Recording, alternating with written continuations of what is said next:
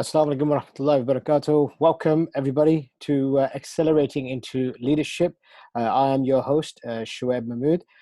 First and foremost, I'd like to say to everyone, welcome. And as you can see that we've muted everyone so that we don't have any background noise coming in. So I'd ask all of you, upon entry, can you please ensure you have your first name and surname presented so that our administrator can take the register. So without further ado, what I'd like to do is jump straight into the session, and I'd like to quickly give you an insight into Neither Trust. And so I'm going to be sharing my screen with everyone here. Brother Sulaiman, are you able to see my screen? Yes. Yes, brother, no problem. Thank you very much. Okay, so quickly diving into Neither Trust. So Neither Trust is an education charity. We are based in the United Kingdom, and essentially what we do is we work with teachers, parents, and students, and we try to develop each of these stakeholders so that they can go into the world of education and progress further on to do things that allow our communities to do well at. And that's why our slogan is calling communities together. We don't distinguish between race, religion, culture, whatever. We're there to support and serve our communities. Now, Neither Trust has allowed myself to become the person I am today with my insight into teaching. So a little bit about myself. As my profession, I'm an assistant principal. I work for a multi-academy trust in the United Kingdom, and my responsibilities are whole school attendance and behavior. This is my 10th year in teaching, so I've, alhamdulillah, done pretty well over the course of the last decade. And I've been with Neither Trust since 2010. In fact, I was one of the trainees who took up the You Teach program.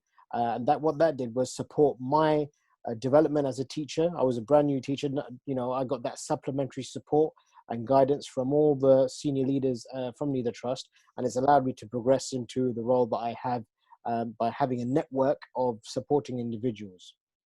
Now, I just want to quickly make you aware of some of our other programs. We've got the professional studies for supplementary teachers and school leaders. You can get more of this information on our website. I'm not going to go through this in a lot of detail. We've also got the parenting course, which kicked off on Saturday with Dr. Labdabari, but you can still tune in to the remaining courses as well as view them on our Neither Trust YouTube account. And we've got the upcoming webinar, which is delivered by Dr. Abdullah Shahin, who is one of the professors at Warwick University in the United Kingdom, and he'll be delivering a session on how to embed tarbiyah. So this is our upcoming session this Thursday. And we've also got a program for the teachers who are, for people who are looking to become teachers in the United Kingdom this Sunday. And if you are abroad and you're looking to come into teaching as well, you can tune in into this webinar as well, which gives you an insight. And this, by the way, was the program that I did 10 years ago. And I can surely say that it does allow you to progress further on.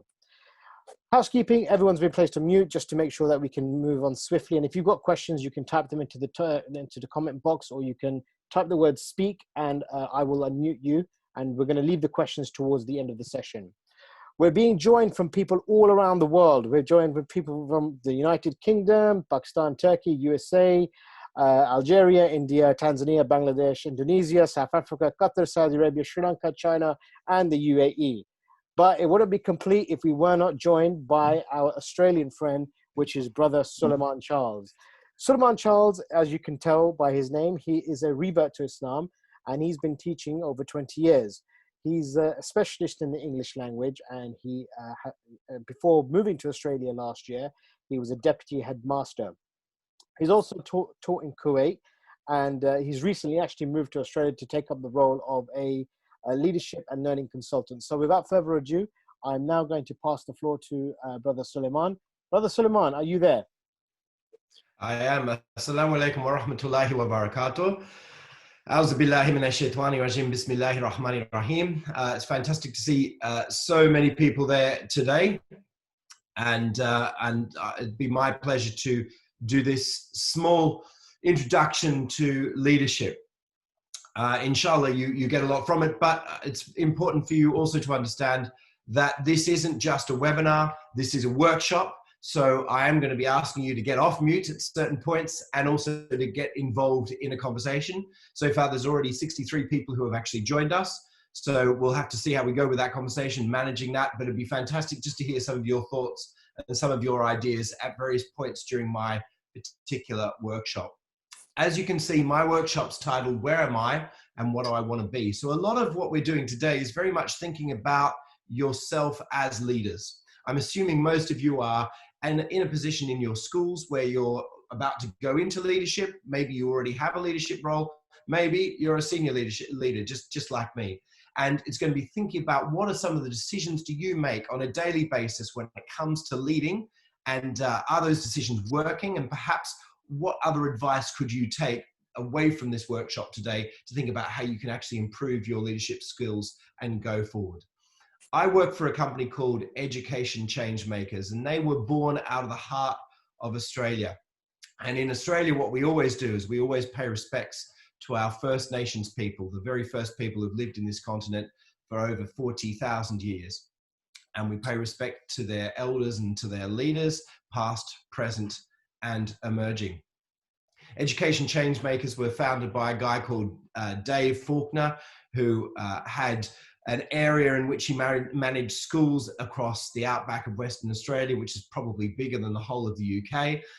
He went into all of those schools, and what he found was actually that the people who were best when it came to what sorts of changes should be made on the ground in schools were in fact teachers themselves. They were the ones who really knew what would happen. And I would say it's exactly the same thing with you guys, that you're sitting there in your schools, you know the sorts of changes that you need to make that will actually assist your students, that will make their life and their learning more engaging, more interesting, and even better.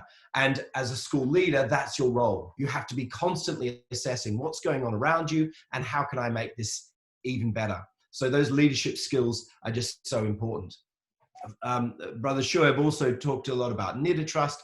I helped to start Neave Trust back with Brother Faisal and Brother Barber right back in 2005. And one thing that we noticed back then is we all were teaching in state schools, and we were getting this awesome training delivered to us in our state schools for free. And our careers were able to develop because of that. And we thought, we looked at some of the Muslim schools that were around us and our Muslim teachers, our brothers and sisters who were perhaps not getting this training because it was quite expensive, and they were at perhaps smaller independent Muslim schools. And we thought, what do we need to do? We also need to be able to deliver some of this training that we've had to these Muslim schools. And so we started Neave Trust, and it was born out of professional learning and professional development for teachers. So leadership, that's what we're here to talk about today. How can we all become better leaders? There's loads of models out there. This is one from the University of Minnesota. There's also the 4P business model. You can find so much of this stuff online, all about leadership. But actually, it's quite hard to find a really clear model when it comes to school leadership. It's quite hard to look at that and find a nice sort of easy infographic that can tell you what it's like being a school leader, because school leadership is something that's quite unique. In school leadership, there's an awful lot of work that we still have to do. As a school leader, often what you're doing is you're doing a lot of the strategic thinking and the leading, and meanwhile, you're still walking into class and spending at least 60, 70% of your time often teaching children, teaching our students, doing the basic work at the chalk face in front of the classroom. So there's this really interesting dynamic as school leaders where we're not only thinking strategically, thinking big, but we're also still on the shop floor, if you like, doing all of the things all of the time. And so that makes it particularly challenging, really difficult sort of thing to do. And my presentation is going to look at how do we balance all of these different things within school leadership. Not to mention the fact that our job is manipulating young people, making sure that young people actually are doing what we need them to do. And that's tough. That's emotionally draining. And that can be also really, really quite tough. And because it's such a communicative sort of job, we're also constantly communicating and talking to our colleagues, talking to external stakeholders, parents, government authorities, inspectors. It's the whole thing that we're constantly having to do. So in today's session, we're going to reflect on how we're doing that, reflecting on us as leaders. And the way we're going to reflect on that is by looking really carefully on what are your actions as a leader? What are you actually doing on every day that helps you to become a leader in your schools? So these are our key questions. We're going to start with, what do I value in leadership? Because it's really important for you to understand what you value, because obviously what you value is then what you portray to others when you're leading. What are some of your leadership tendencies? Notice I say tendencies, I don't say skills. What are some of the things you tend to do as a leader? Why do you actually want to be a leader? Why are you leading? And finally, what are you actually doing as a leader every day in a school? When we're school leaders, these are the two things that we're constantly, and any sort of leadership, these are the two things that you're constantly trying to balance. You're setting yourself goals, you're setting yourself targets of things that you have to achieve. These could be ongoing targets that you have to achieve every single year, or they could be specific improvement targets where you've come into a new job, or you've been given some sort of new job and you think, I need to improve this one thing. And you'll set yourself targets, and you'll also set yourself goals of working towards those targets. But meanwhile, sitting next to that is you as a person. And obviously everything that you do as a leader is related to you as an individual. So you're trying to work with these two often or sometimes competing priorities. Your target setting, your task positive, making sure exactly what it is that you need to do, alongside your own personal and professional development as a person. So when we're talking about leadership, we have to look at both sides. Part of looking at the me is understanding what we actually value in leadership. What I mean by that is, when you're led by someone else, what are the things that you are valuing in them? And there's no sort of right answer in this. We all will value different things. We'll value different things because perhaps the way we've been brought up, maybe some of the examples that we've actually seen. So that's why we'll start to think, oh, that person's a good leader because they're doing this. And what you all have to get over, and what I had to certainly get over in my career, was to understand that the things I valued in leaders weren't necessarily the things that everybody else valued. People can value different sorts of things at different sorts of rates. And that's an important understanding to have, because when you value something, you tend to do it yourself. So if you value a leader who makes quick decisions, if you've ever been led by somebody who looks at all of the facts and says, right, this is what we're going to do, and you value that and you think, wow, that's an awesome leader. He knows what he's doing. He's so secure. He's made a quick decision. Then what that means is that when you're in that situation as a leader yourself, you will try and emulate that sort of behavior. You'll see those sorts of values and you'll think, right, okay, here's all the facts. Now I'm going to make a quick decision, because that's what I used to see John do when he was leading me. And that's the way I like leadership. But you've got to sort of come to terms with the fact that there will be other people out there who don't value that aspect of leadership. And there's not necessarily this perfect list of a perfect leader, although, of course, when we look at the sunnah of our Prophet sallallahu alaihi wasallam, perhaps that is a brilliant example to look at when it comes to leadership. But having said that, it's really also important for us to understand that people will value certain aspects, even of that sunnah. Some people will think, oh, this is the aspect, the lovingness, the kindness is the aspect that I truly value. And the person next to you might think, no, what I value the most is the clarity of the vision. That's what I value the most. So it's important that you start to delve into yourself and reflect, what are the values that you personally put as the top values? Because there's none of these values are actually wrong. There's all of them could be incredibly useful. But it's really important you start thinking, well, what are the ones that I put at the top? So do I, for example, put the emotionally intelligent at the top of my values? Do I need my leader to really understand how I'm feeling when I'm being led? is that really important to me? Or maybe you think to yourself, actually, do you know what? I don't need him to know how I'm feeling. That's my private life. That's how I react. What I really need to know is that she is clear, that she makes sure people clearly understand the targets of what we want to achieve. The person next to you might think, no, what's important to me is they really know emotionally how I feel, and that they really care about me, and that they show me gratitude. And you might be thinking, actually, I don't care. I don't need gratitude. I know I'm doing a good job, so I don't need somebody to say thank you. I want somebody who's really creative, comes up with awesome ideas, so I know what to do next.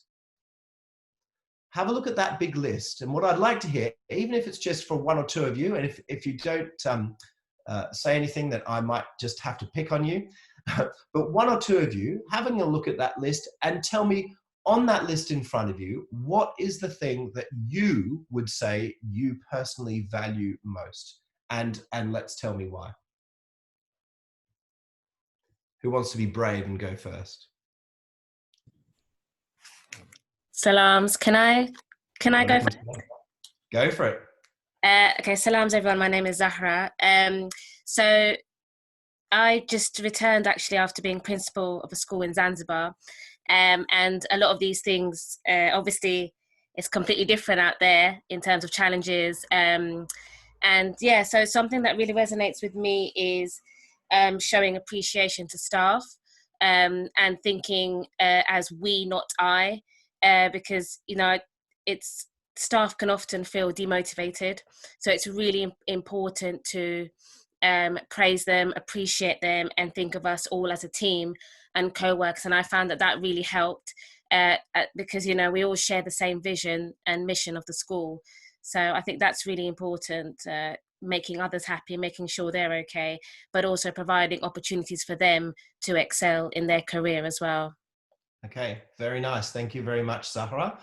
So that's very much talking about this, that perhaps comes under emotionally intelligent, but certainly showing gratitude is on that list as well. And also just showing that you are caring about others and the importance of caring about others as well.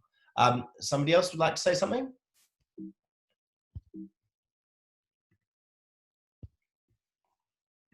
I've got a few in the chat, so I'll just check in the chat. So a lot of people have said emotional intelligence, communication. Go on, one more person. What about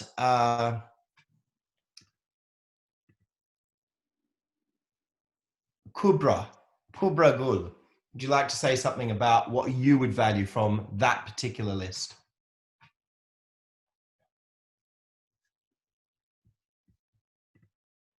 Too shy? Could I say something, brother? Please, please. Okay, Assalamu alaikum. My name Walaikum is Asina, salam. middle leader in the school. Just carrying on from the point that was just made, sometimes as a leader, you've got to recognize that you have to judge your own leadership. So in terms of when other adults, some of them might need to have a little bit more attitude shown towards them. For example, I know there's some people who are very confident in their ability and they're able to say, well, I know I'm doing a good job. I don't need management or leadership to tell me that I'm doing a good job. Whereas others would need a little bit more nurturing and they would need somebody to tell them, yeah, I really appreciate what you're doing. You're doing a fantastic job. So I think leadership in terms of being able to recognize people's securities, insecurities, their strengths, their areas of development is an important aspect. Brilliant, mashallah. So exactly, that's the whole point. And that introspection that you've just mentioned is of utmost importance, because if we don't have that ability to look at ourselves and think to ourselves, well, I don't actually need the gratitude because I've been teaching for 25 years and I know what I'm sort of doing, but this teacher who's only been teaching for 6 years, they're going to need the gratitude. That doesn't mean that there's something wrong with them. It doesn't mean that there's an issue to do with their leadership. It just means they're valuing different things for different reasons. So an appreciation of what you first of all, what you value when it comes to leadership is important, because that will be your tendency. If you value clarity, you will make sure that every single meeting is incredibly clear and that you're communicating with this incredible clarity. But perhaps if you're not valuing the emotional intelligence side, maybe that is not important to you, but does that mean that you are perhaps coming across as not being emotionally intelligent or not caring enough about your staff? So that's why it's important to look at what we value so that we can then adjust our leadership tendencies, as I mentioned, to make sure that they can encompass what all of our staff value. And that's one of the key points when it comes to leadership. I would be interested, though, to see your viewpoint. So I'd like you to log on now. If you can do it on your own computer, that's fine, but you can even do it on your phone to www.slido.com and use the code #leadership. So log on to slido.com, #leadership. And I just want you to write down the leadership value, and it'd be awesome if you could use the wording that's on that slide there, the leadership value that you value the most.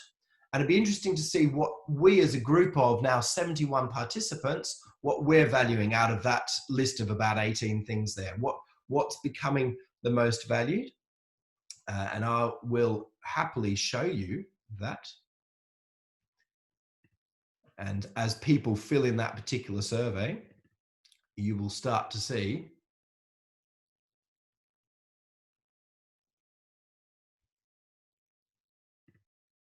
so somebody's already put in showing gratitude. You'll start to see on your screen as the words getting bigger.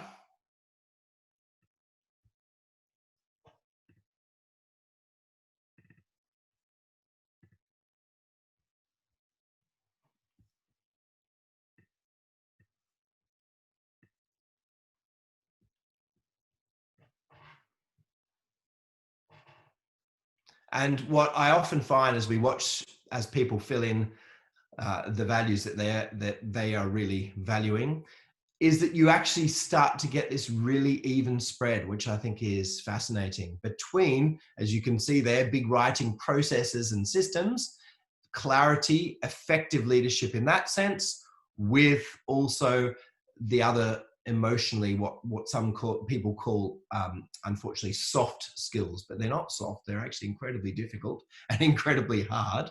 So you start to see that balance between the two. And we're also seeing fair and just coming through, something perhaps we didn't discuss, but it's a great point, this idea of being just as a leader. So often have I walked into staff rooms and seen staff struggling because they feel as though a decision that's been made by leadership has not been fair, that they're being asked to do more than is fair compared to perhaps some of their colleagues. So that fair and just is also incredibly important, and people do often tend to value that as well. Fantastic. So moving on, as I said, the purpose of that exercise is very much around ensuring that you understand what you value so that then you're able to adjust your own leadership skills to ensure that you also cater for the other things that other people value. As I was saying, there is a bit of a binary viewpoint within those leadership skills. And that binary viewpoint is very much between the sort of social skills of leadership. Perhaps fair and just would count as a social skill. Certainly emotional intelligence, showing gratitude, a couple of things that were mentioned by people who contributed earlier. That aspect of leadership, as opposed to the more task-driven, clarity, systems-based leadership. And I think it's an interesting thing for you guys to consider. I don't think we'll discuss this one just in the interests of time, but an interesting thing for you to consider is, well, how much time should I be spending as a leader on those social skills and those sort of social aspects of leadership, as opposed to the, as I mentioned at the beginning, those task-driven aspects of leadership where you're setting a goal clearly and you're working towards that goal. And a great guy for you just to have a look at is a guy called Richard Boyatzis. And he talks a lot about this balance between social skills and leadership skills and the task-driven skills. So let's just have a listen to him. The current status of neuroscience, and especially social neuroscience, and the current capabilities, at least for the past 15 years of fMRI technology, have enabled us to understand how neural functioning affects our behavior at a level we didn't before. So for example, one of my colleagues, Professor Tony Jack, had a paper that just came out in Neuroimage showing that when you give people analytic problems, financial, those kinds of things, where you're analyzing it, you activate a part of the brain that's heavily in the executive function called the task positive network to neuroscientists. He also showed that when you give people social problems, someone crying, someone asking for help, someone asking somebody else out on a date, that you activate a different network. He calls it the social network, which is a subset of the default mode network. It's in a different part of the brain. What Tony showed is that these two networks have almost no overlap, but people had known that before. What Tony's data made very clear is that when you activate the task positive network, you suppress the social network, and vice versa. So every time we take people who are in business, every time we take MBA students and say, we're going to teach you accounting, we're going to teach you finance, we're going to teach you economics, we're going to teach you operations, we're going to teach you strategy by studying cases, we're going to teach you leadership by studying case studies of leadership, the only thing we're doing is activating the task positive network. So most people in MBA programs graduate with deficiencies in the social realm. They know how to analyze the hell out of things going on in the organization, but they don't know how to do anything. And what's worse is, because the task positive network closes you down, they don't even notice the people around them.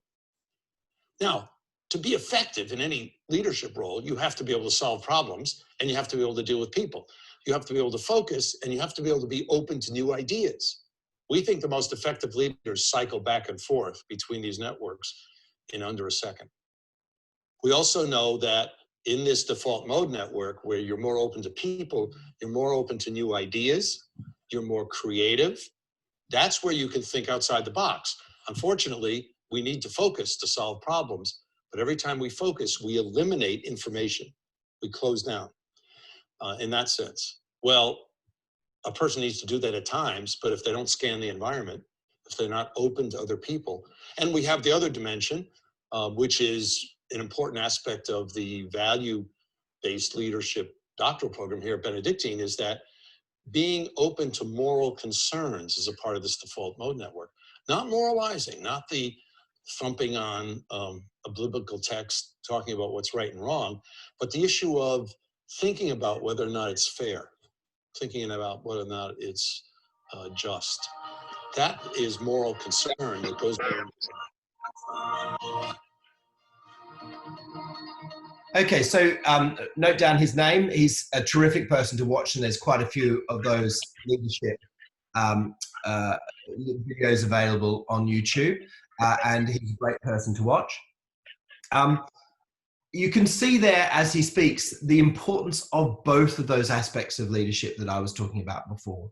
The importance of, yes, of course you have to have the skills, and somebody made a very, very good point in the chat, alhamdulillah, in regards to systems, that actually setting up systems that are effective, thanks Thamima actually, Mahmoud said this, helps staff not to feel under pressure and meet their targets. And these are incredibly important. And I said that right back at the beginning of this presentation, where I said our job as leaders in schools is not just that strategic direction that perhaps some leaders in businesses have the luxury of just focusing on, well, this is our direction, this is forward, and telling other people what to do. You know, it's not like that in a school. In a school, we're doing an awful lot of this. And we're also creating systems so that other teachers can do these things as well effectively. And so we have to have that, as Richard Boyatzis defines it, that task positive skill, that ability to look at a problem,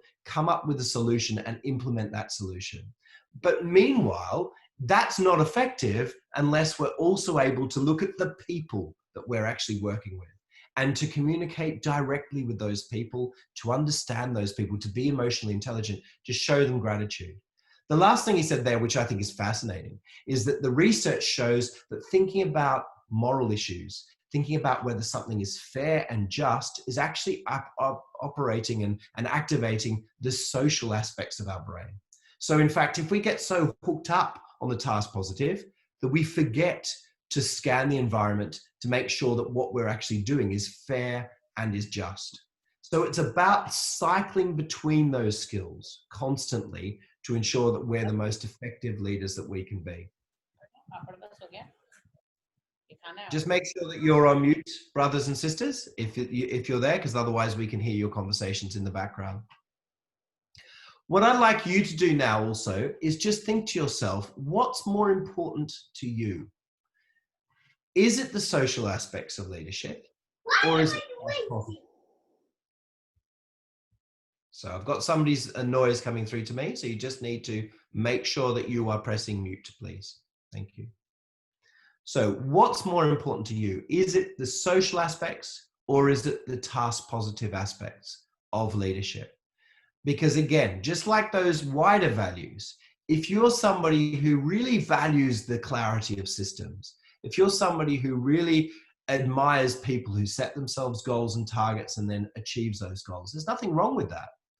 But you've got to understand that that's what you are being drawn towards. So that's probably the sort of behavior you will emulate as a leader. And it might be that because you're focused on that aspect of your leadership, you neglect the social aspects. Or alternatively, it could be the other way around. Maybe you are very focused on your people, on caring for them, on making sure that they're okay. And you don't focus quite enough of your energy on solving very specific problems, coming up with solutions. And there's nothing wrong with either of those things. I think that's the most important aspect, is that there's no right and wrong way. As Richard Boyatz has said, it's very clear that we should be trying our best to constantly cycle between both of those skills. Really think about who you are as a person. What do you tend to do? And think, well, perhaps how can I develop the other side of me? How can I actually think a little bit more carefully about the other aspect that I'm not doing quite so much of? So it's the social and the task positive that we've been talking about just now. The other person who's written about leadership that I'd like us to consider today is a funny guy called Ron Carucci. His YouTube videos probably aren't as good. Well, they're more of a long watch, so I'm not going to show you one of his today because they often go for 45 minutes, etc. But he did write this very interesting book back in 2006 called Leadership Divided. And the way he looked at leadership was looking at incumbent leaders, so people who had been in post for quite some time, versus what he called emerging leaders. Now, remember, he wrote this 14 years ago, so the environment has changed quite a lot since then, but I still think that there are some really interesting things that came out of his observations. He also worked as a leadership consultant working with some of the really big companies over in the United States. And it's sometimes really interesting to look at this business modeling and compare it a little bit to our schools, because we can learn quite a lot from that. Again, the important thing about this, just like the previous resource I gave you, was that there's no right answer. You know, it's not that if you scan down the emerging leader list on your right of screen, it's not that they are all the right things that you should be doing as a leader and all the things down the left are wrong. No. There are aspects in both. And in fact, the theme of his book was that emerging leaders need to move a little bit more to the left so that they're more like incumbent leaders, and incumbent leaders on the left of your screen need to move a little bit more to the right. And both of these types of leaders need to meet somewhere in the middle. They need to learn from the skills of the other. And I think a really interesting thing, just to look at a couple of these examples. I won't read every single one out, but look at the second one down about conversation. An incumbent leader, so this is his observations, remember, so somebody who'd been in post for quite a few years, been leading for quite a while, maybe slightly more old-fashioned type of leader, is less confident with emotionally laden language, and meaning for that person is defined by results and clarity. So they don't really want to talk about emotions at work, and they're very, very concerned with what have you actually achieved? Have you achieved your targets? And are they clear when they're having a conversation? So their conversations will be around, have you achieved your targets, and giving very clear instructions. That's what an incumbent leader, what Ron Carucci noticed an incumbent leader would be doing. So somebody who'd been in post for a while. Whereas an emerging leader, perhaps somebody a little bit younger, somebody who's coming into leadership a little bit newer, would be very comfortable about expressing emotion. So they would happily walk into a meeting and say, I haven't done this task because I've been feeling really low recently. I just haven't been in the right space to do this. You know, you've perhaps heard some of your staff talk like this. And to the point where they would even notice an incumbent leader perhaps feeling a bit uncomfortable with that sort of conversation. And they would even become suspicious of somebody who couldn't express their emotion or who didn't want to express their emotion at work. So you can see the issues with both sides. On the one hand, we should be open to be able to express emotion to our leaders. And if you're a leader and a staff member is expressing emotion to you, you should be able to not feel uncomfortable and actually deal with that and actually talk to them, listen, show kindness, as a couple of our contributors mentioned before, because that will bring the best out of your staff. So you have to have that ability. But on the other hand, if you're somebody who is very comfortable in that emotional sphere, you should also be able to realize that there are other people who are not, and who that you have to be empathetic towards and understand how they're feeling. And that's what this all centers around. It centers around that incredibly important word, which is empathy. We have to make sure that we are able to understand the angle that the people we are leading are coming from. We have to understand how they are feeling, what they value, as I mentioned at the start, because when we understand those people, then we can adjust ourselves to be the most effective leader for them.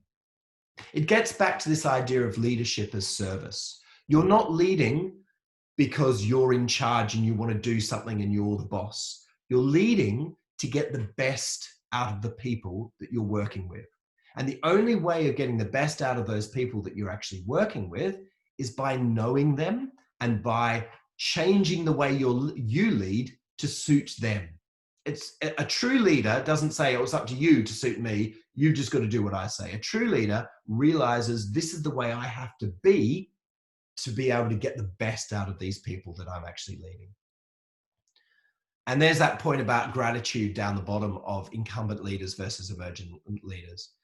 Gratitude for an incumbent leader, they want to enthusiastically reward a job well done. They want to show appreciation is offered in exchange for outcomes. So it's all about, if you do a great job and your targets go up, or you get fantastic results for your year 6 SATs or for your GCSEs, that's when I will show you gratitude, when you get those results. And you'll withhold that gratitude unless there's a really clear result. Whereas an emerging leader, tends to want some sort of champion, some sort of cheer squad to cheer them on all the time. You're doing fantastic, fantastic effort. Come on, just keep going. And they also want to be appreciated for who they are as a person. Now, you can see the dangers again in both sides. Okay, so it's important to show gratitude for results. Of course you should, but it's also important to show gratitude perhaps for effort. And as somebody mentioned earlier, to give this gratitude, to cheer your staff on so that they can do really well. But you don't want to go to the extremes of both sides. You don't want to be cheering somebody on who's not actually doing a very good job. And you don't want to get to the point where the only thing you ever show gratitude for is some sort of measurable metric. So you want to be able to take both of those sides, as Ron Carucci says, and meet in the middle. It's a good book. I would, again, recommend, like I said, watch some Richard Boyatzis online, but also get this particular book. I think is the best one that Ron Carucci has written. He goes into lots of different, it's obviously a very business context, not so much a school context, but he goes into lots of different examples about where leadership is shown well. And it's a good thing to read in regards to that. So a little bit more self-reflecting as we move our way through this workshop. Now you've heard what Richard Boyatzis has to say, and you've also heard what Ron Carucci says. Maybe it's good just to go back a step, just for a moment, and consider why you're doing what you're actually doing. So why are you doing it? You know, most of us as leaders actually became leaders sort of by accident. We're just working in a school and somebody thinks, oh, you could do that job quite well. And you think, oh yeah, okay, I'll do it. And you take it on, and slowly but surely things emerge. But you might just want to take a little bit of a step back. And on a piece of paper, I know Shoaib asked you to bring a piece of paper and a pen. Just do a quick bubble map. I'll give you 2 minutes to do a quick sort of bubble map, thinking map, whatever you'd like to call them these days, on why you actually wanted to be a school leader. I do this exercise with people on a regular basis, and it's amazing how many of them actually have never stopped to think about this. Why am I actually being a school leader? Is it because you had a great experience when you were a kid and there was a school leader who really affected your life, and that's why you wanted to go into school leadership? Is it because you always wanted to be a teacher and you love teaching and you started through experience to be able to be a good school leader, and therefore that's why you started to move into that area? There's probably quite a few reasons, but quickly jot down now a couple of reasons around your bubble map, just to have a bit of a think. I'll give you 1 more minute to do that, about why you actually wanted to become a school leader.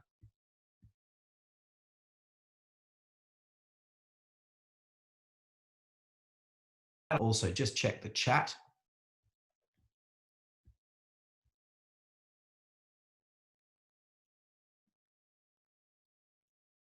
The full name of the person in the video was Richard Boyatzis. While everyone is doing that, Brother Sulaiman, I just wanted to ask you, I know you're in Australia at the moment. What's the time there? It is 2:41 a.m. Mashallah, you're doing really well, man. You're doing really well. I love doing stuff I need to trust. Excellent. Brilliant. So, well done. So just keep having a think about why you want to be a school leader. Reading some of the chat, it's quite interesting. I feel as though this group is very much chatting, and perhaps the Slido responses on that emotional intelligence side of leadership. And I just constantly remind you all, there's no right and wrong answer in regards to this. So really don't think to yourself, oh, I have to do this because that's what Sulaiman said was right. No, as Richard Boyatzis says, it's the ability to constantly cycle between those two skills. That's the important thing. And you might even find, doing this little bubble map that you're doing at the moment, that there's more of a social reason why you became a leader, or maybe there's more of a task positive reason. Maybe it's because you went to a school that was, and I know this is a couple of my colleagues' experience, that was really bad and was really led poorly, and you had a terrible experience, and you want to get into schools and you want to make sure they're better, and you are driven by that, and you've got clear goals. So that would be a very task positive reasoning behind becoming a leader. They're all right. There's no wrong answer, but it's just being aware about where you're coming from, because as soon as you're aware about where you're coming from, you can adjust to suit where other people are coming from. So you're the most effective leader that you can be. So that's what it's all about. It's all about assessing me and my target. What sort of person am I, and what do I want to achieve? Because you probably find in your bubble map that most of what you were doing was wanted to achieve. You've become a school leader because you want to do stuff, yeah? You haven't become a school leader because you're interested in constantly self-reflecting about yourself, talking about yourself, doing all that sort of stuff. That's not what we naturally want to do. We actually want to achieve things. And that's what we're often very focused on, what we want to achieve. So it is that task positive space. And there are often some tensions between that, between what you want to achieve and how you have developed as a person. I loved one of the other comments on the chat in regards to, it's not all just about me or I, it is about a team. And I 100% agree with that, but we've only got a 1 hour session. So today, this session is very much focused on sort of personal self-reflection. It is a little bit all about I today. But as you go forward in this course, we're going to talk much more about team building and working together in teams as well with the other speakers. So that won't be missed out. When it comes to doing school leadership, here are a few examples. I'll read them out to you. Social Sophie's brilliant at speaking to people and bringing people together. She's the life of the staff room and often can be an answer ATM to her colleagues, especially helpful for newer teachers. She likes to be liked and sees the school as an extended family. She often organises help for those in need, but sometimes it's hard to point at real initiatives she's actually introduced that positively affected students' learning. Her authority completely relies on goodwill, so she's sometimes reluctant to implement changes. She's worried about being unpopular. Perhaps you've been led by a social Sophie before, or maybe you've been led by a caring Kamal who's brilliant at helping other staff members. He facilitates their growth by allowing them to run different initiatives. He often speaks on behalf of the staff and is particularly concerned about their well-being. Staff who move on to other schools often talk about how brilliant supporting their careers. However, sometimes staff get frustrated with him when he doesn't make decisions. He always wants to check with others. Other staff also feel that he has favorites and doesn't appreciate their work. His work can also lack organization, and he sees the more formal systems of staff appraisal as a paperwork exercise. Maybe caring Kamal is somebody who rings true to you. Maybe you're thinking to yourself, oh, perhaps I'm a bit of a caring Kamal. Perhaps I'm a bit of a social Sophie. Or maybe I'm an organized Ahmed, who's fantastic at creating systems at the school that keep everything functioning efficiently.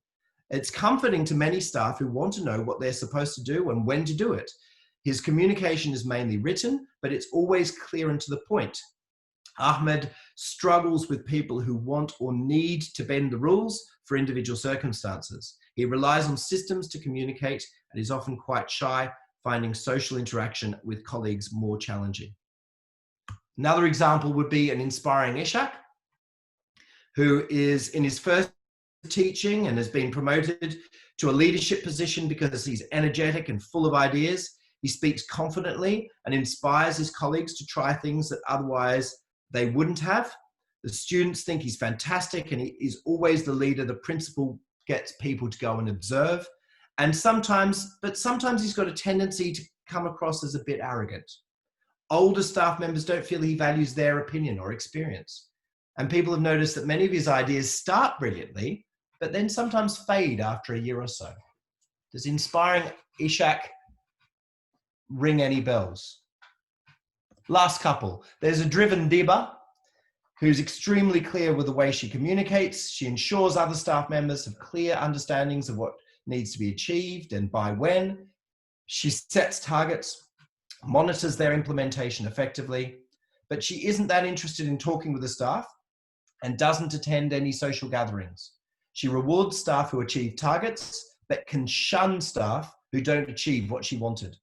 She's good at telling off the staff who are underperforming in the eyes of, in her eyes, and does this because she knows it's not fair on the students. So really driven. And our last one is authoritative Audrey. She's been a school leader for many years. She expects people to carry out her instructions because of her position at the school, and almost always her instructions are clear and wise. She relies on her experience and is not that interested in newer ideas.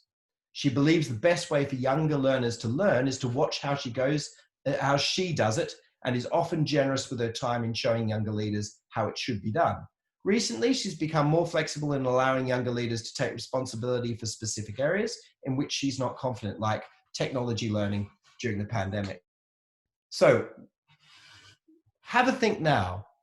Who would you rather be led by out of those 6 people? We've got Social Sophie, Caring Kamal, organized Ahmed, inspiring Ishak, driven Diba, and authoritative Audrey. If you had to choose one of them, who would you choose and why? Love to hear your opinion on this. Somebody want to unmute yourself and tell me, if you had to choose one, who would you choose and why?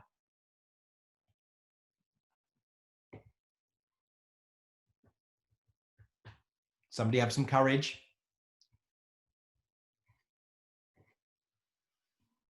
Hello, assalamu alaikum. Walaikum salam. Go for it, brother. Yeah, I would go for caring Kamal because I think particularly in education, you need people who are supportive, who kind of understand your troubles, and someone you can go and speak to and kind of offload your, your negative vibes, if you know what I mean. Excellent. How would you feel, brother, about the fact that maybe sometimes he doesn't get things done and he's a little bit disorganized? How would you get around that? Yeah, that would be tricky. I never heard that part when you when you were having them. Yeah, I'd probably get annoyed by that. So you get annoyed, but you'd have to work with it. I mean, this is the reality of school, isn't it? That you never get this perfect person. There are always some things. Yeah, yeah, that's so true. Would anybody like to argue in favor of organized Ahmed? Anybody want to say, I'd like to have organized Ahmed as my leader? My wife actually says that I'm the organized Ahmed. When you went through the description, she goes, "That's you. You're organized Ahmed." Interesting. Okay. Somebody else want to argue in favor of why it would be good for organized Ahmed to lead you? Can I speak? Yes, go for it, Mustafa. I would choose organized Ahmed because at least he's got everything in check. He knows what he's doing. He's got his targets set. He's got his goals set. At least the whole team will know where they're going. Yep, absolutely. Very good. What about I bet you we've all worked with an authoritative Audrey who's been in the school for a long time, who knows what they're doing, but perhaps doesn't change very much. Anybody like to talk in favor of that sort of leader?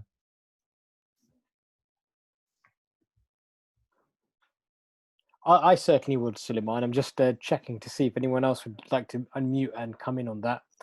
But for me, I think with the authoritative Audrey, I think this is the kind of person who you'd see as a headmaster or headmistress or principal, the most senior leader of the school, because they have the experience, they have the courage, they've sort of seen it, worn the t-shirt, and they know what makes everyone tick. Am I correct in my assumption? Absolutely. So, again, this is about self-reflection. If you really would like to be led by an organized Ahmed, what it's showing you is that they're the sorts of skills that you value, and therefore they're the things that you're likely to emulate. But you've got to remember there are people out there who want to be led. I mean, looking at the chat, there's loads of people who want to be led by inspiring Ishaq. So if you're the organized Ahmed and you think that's the skills for leaders, they're the things that I want to happen. Or as Shuaib was just saying, I feel really safe with an authoritative Audrey, somebody who is sort of genuinely always doing a good job and knows what they're doing and been there for a long time. You're still, as a leader, going to have underneath you people who want to be led by inspiring Ishaqs. Or by social Sophies even, although I don't think I could see anybody who likes social Sophie. Maybe if I'd called her Sophia, you would have been nicer, I don't know. But either way, it's quite interesting that you have to assess yourself about the sort of leaders that you like and you value, and then you need to be thinking to yourself, well, hang on, I will always be the organized Ahmed, but I'm going to stop and I'm going to try and be a little bit of the inspiring Ishaq, because I know that's what my team need me to be at this point. Brother Sulaiman, we've got a lady called Nina who'd like to come in and speak. Yeah, please. Go ahead, Nina.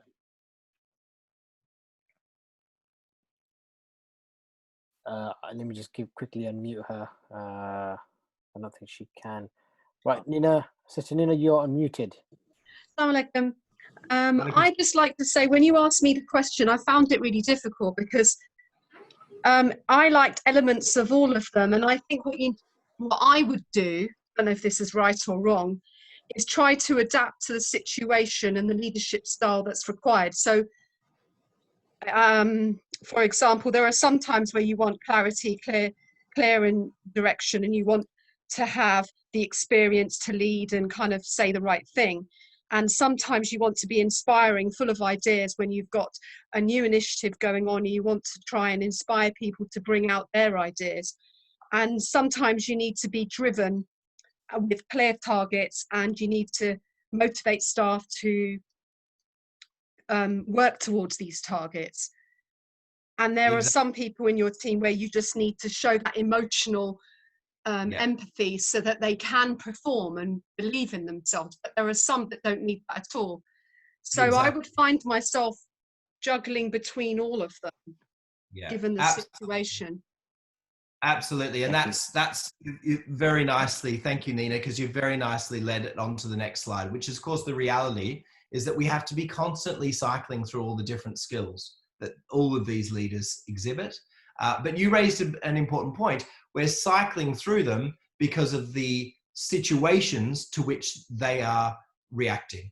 So that's a good point, and that's not in my slide in front of you, but that's an excellent point to make, that we are always drawing on all of these abilities and skills. The purpose of the exercise, though, as I said, is that just make note of what you are drawn towards as a leader yourself, because that will often be your tendency. So I was interested to hear the brother, I didn't catch his name, who said that on the one hand he likes the inspiring Ishaq, but his wife thought he was more of an organized Ahmed, or my the way around.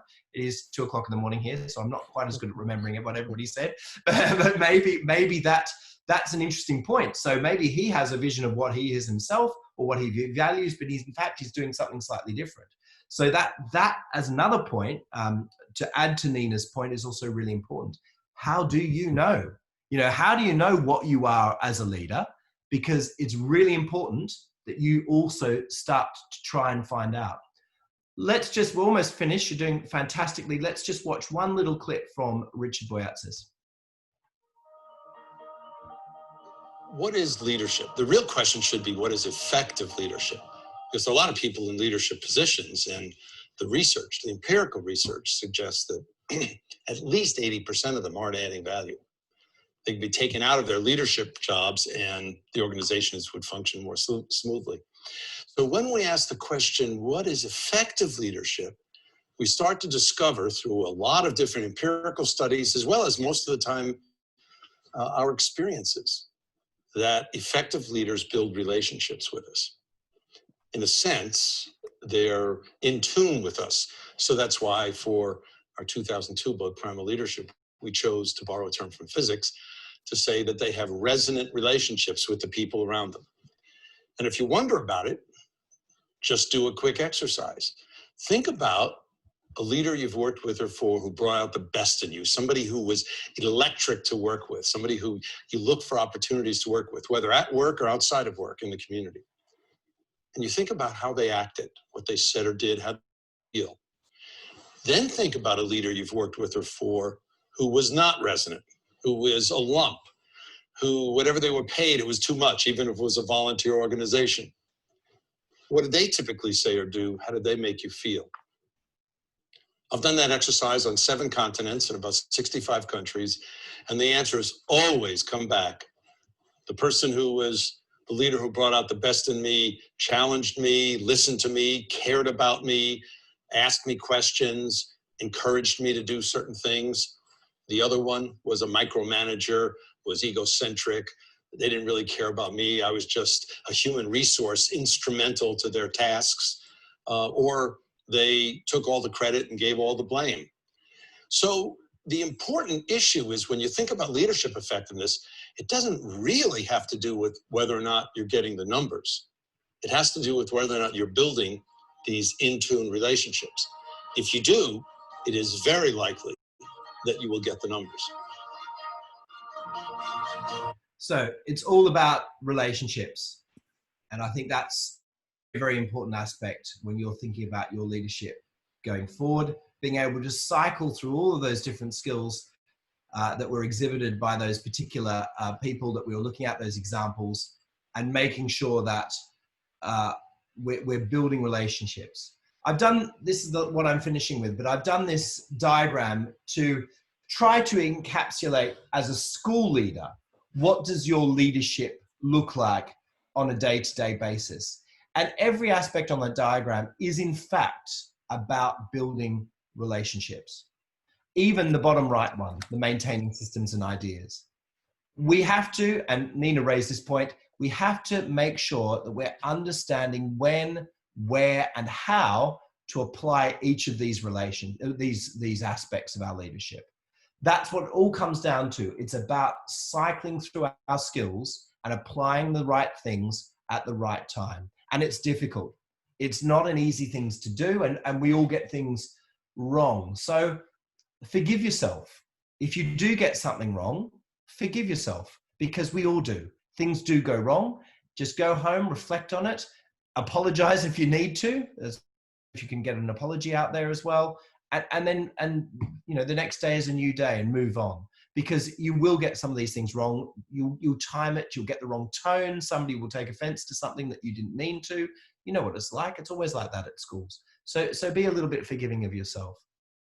So these are the 4 aspects that I'll leave you with today. The first one is this idea of your everyday attitude.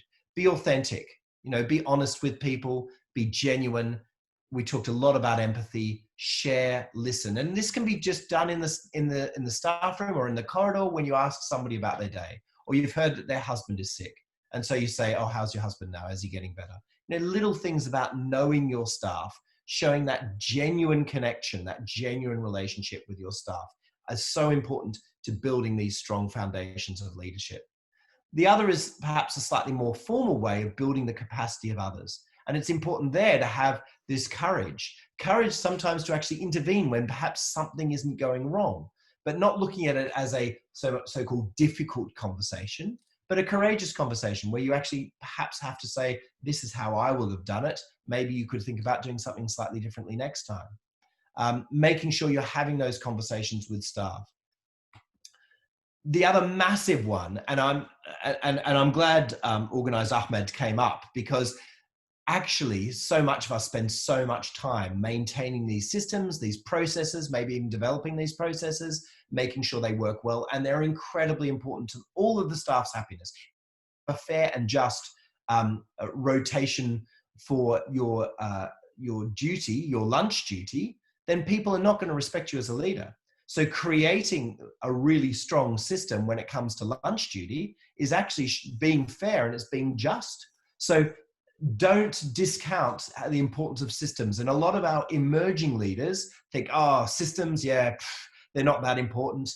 It's all about just showing care for each other. But actually, strong systems do show that care. Strong systems, in fact, build relationships. If your communication to your staff is haphazard and people don't understand what's going on, it doesn't matter how nice you are in the staff room when you have a chat to people who bring them muffins.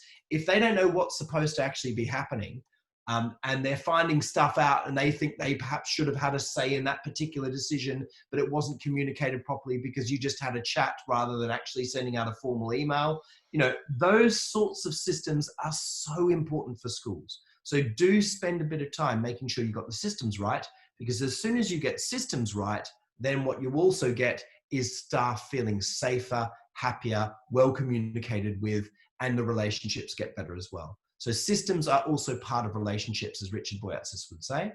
And finally, as a leader, you're often looked to come up with ideas. It's your job. There's a problem. It's often your job to solve that.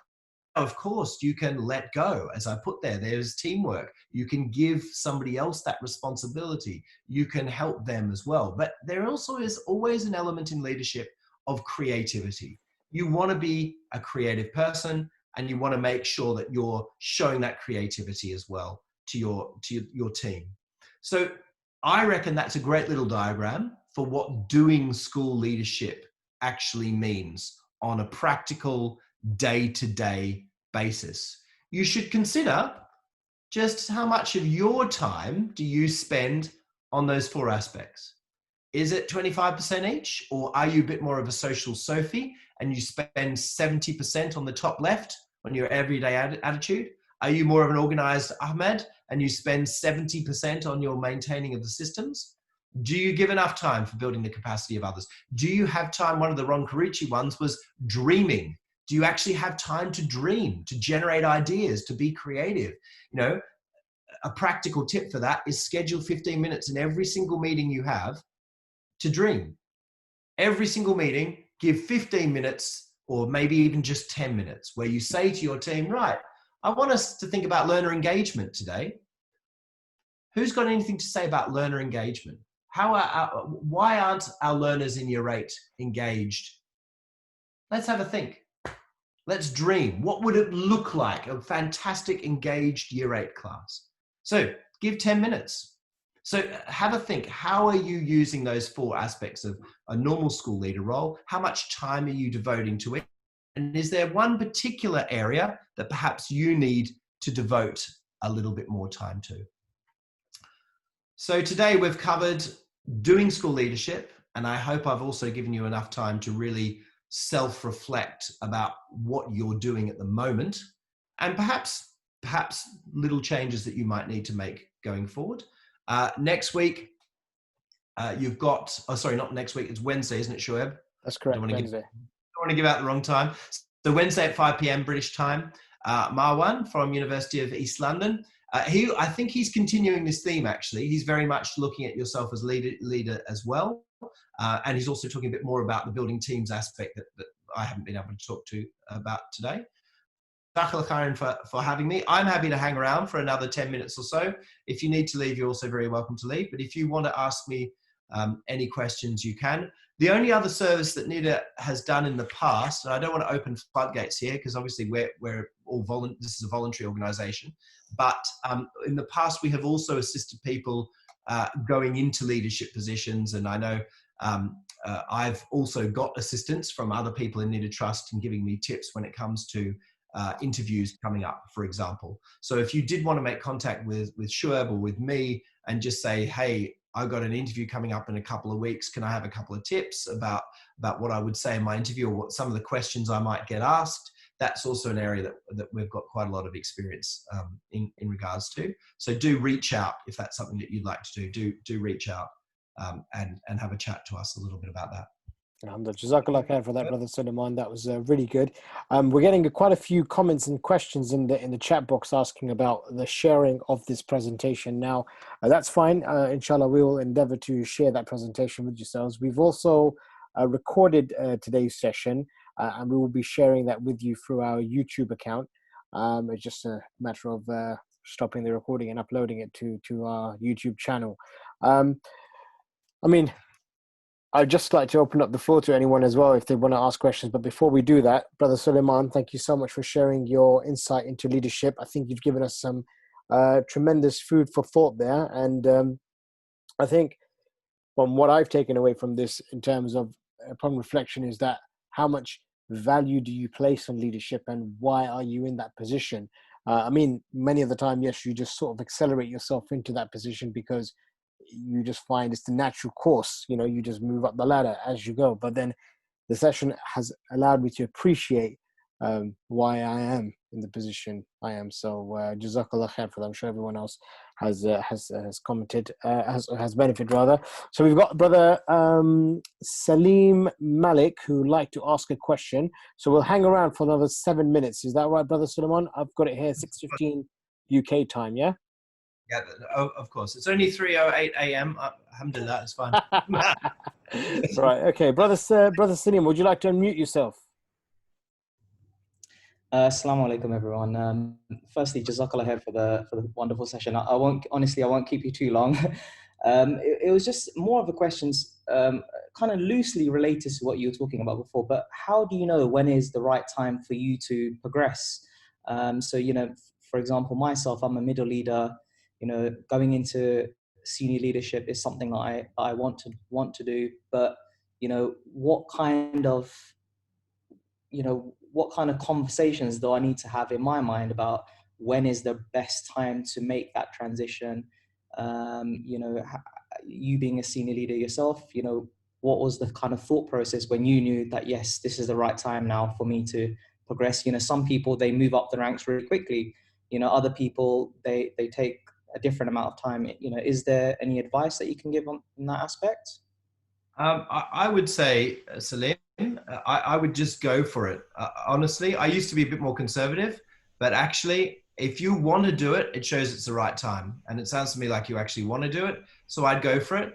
But also just always have in the back of your mind, be honest with yourself and think to yourself, well, if I don't get the job, I'll try again next time, and I'll try again next time, because you might not get the job because the person that they're after, they might want somebody a bit more experienced, or maybe somebody more experienced goes for the job and they give it to them anyway. So I think go for it. Don't be held back. What's the worst thing that can happen? You get the job and you find it difficult and you make a couple of mistakes. Well, you'll learn from those. And if you've got that drive to want to do it, to want to help the students, then don't hold yourself back because you sort of think, oh, I might be a little bit too young. I've known Dave, my CEO at this current company. He was head teacher by 24. He was directing the whole region as big as the UK in Western Australia by 29.